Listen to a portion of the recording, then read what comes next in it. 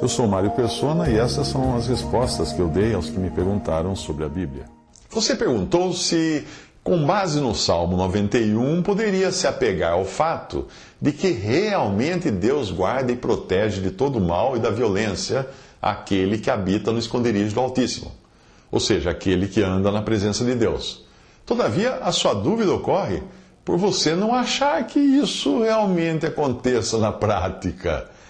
Quando Paulo escreveu a Timóteo, aconselhando-o a manejar bem a palavra da verdade, o sentido disso era dele saber cortar ou dividir com precisão cada parte para ser aplicada dentro de cada contexto. A expressão tem o mesmo sentido de se fazer uma incisão com um bisturi para separar os diferentes órgãos de um corpo. Então, a menos que você entenda as diferentes divisões da Bíblia e para quem, onde, por que e quando elas foram ditas, você vai ficar confuso. Por exemplo, nós temos todo o Antigo Testamento e também os Evangelhos que são direcionados aos judeus, enquanto a partir de Atos nós temos uma nova realidade, que é a igreja, os salvos da presente dispensação. Se você não conhece ou não acredita nas diferentes dispensações ou maneiras de Deus agir ao longo das eras, então nem siga adiante aqui ouvindo isso, porque não vai fazer sentido para você. As promessas do Antigo Testamento eram para um povo terreno, Israel, e os gentios associados a esse povo também eram beneficiados dessas promessas por associação. As promessas de Deus para a igreja são as que nós encontramos nas epístolas, e são espirituais e celestiais, ainda que em nossa vida aqui na terra nós possamos passar por dificuldades.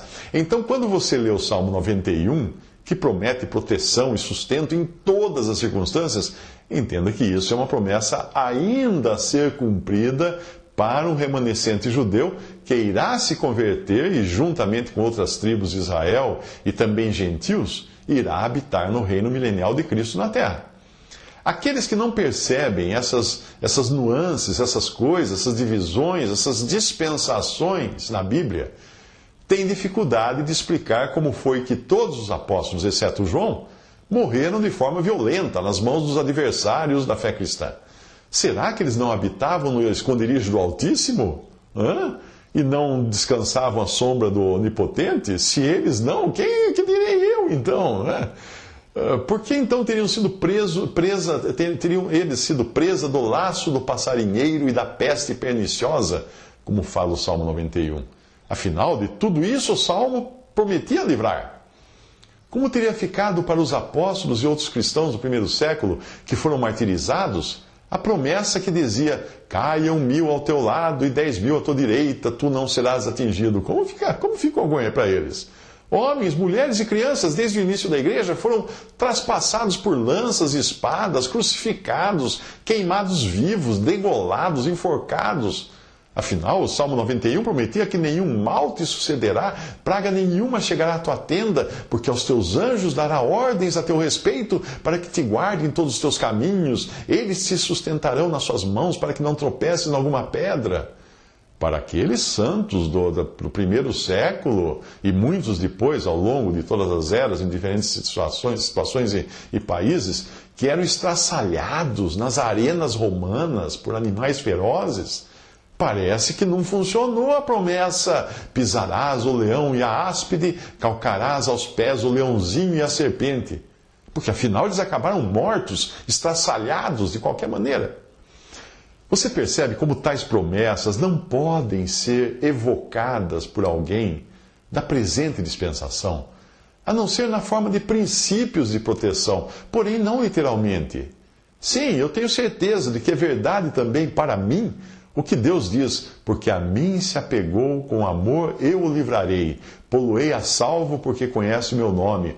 Ele me invocará e eu lhe responderei. Na sua angústia eu estarei com ele, livrá-lo-ei e o glorificarei. Saciá-lo-ei com longevidade e lhe mostrarei a minha salvação. Sim, eu também aceito para mim essas promessas, porque são promessas que de algum modo me serão cumpridas no céu. Ninguém vai poder dizer que não foram cumpridas. Mas talvez você conteste dizendo que também os israelitas sempre sofreram muitos suplícios e essas promessas não valeram para eles. Você tem razão. Porque para eles, Deus havia colocado em Deuteronômio capítulo 28 que haveria tanto bênçãos para a obediência como maldições para a desobediência. Então a aplicação desse salmo para eles, basta você olhar a história deles, como é que foi. Foram obedientes a história toda? A aplicação primeira e mais direta desse salmo não coube aos judeus que nós conhecemos até hoje, mas ao único homem obediente até a perfeição, o Senhor Jesus. O salmo é messiânico, como muitos outros salmos. Jesus é aquele que realmente habita no esconderijo do Altíssimo como nenhum outro. Aqui no mundo ele foi guardado e foi servido por anjos e não foi atacado pelas feras do deserto quando ficou ali 40 dias e noites em jejum. Leia isso no primeiro capítulo do Evangelho de Marcos. Fala claramente que as feras não atacaram. Mas se ele um dia chegou ao ponto de clamar a Deus por tê-lo abandonado, aquilo foi só momentâneo. Nós sabemos que ele morreu, mas também que ressuscitou e está hoje glorificado nos céus, provando serem verdadeiras todas as promessas do Salmo 91 a respeito dele.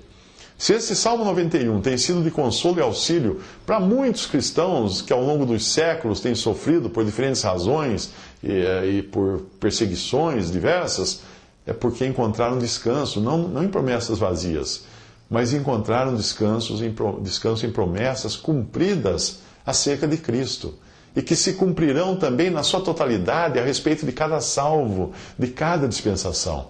Portanto, nunca tire conclusões de uma história até você ler a última página. Não ouse duvidar da palavra de Deus em nenhuma circunstância, porque existem coisas que eu e você só entenderemos depois da última página, quando nós entrarmos na eternidade. Visite respondi.com.br. Visite 3minutos.net.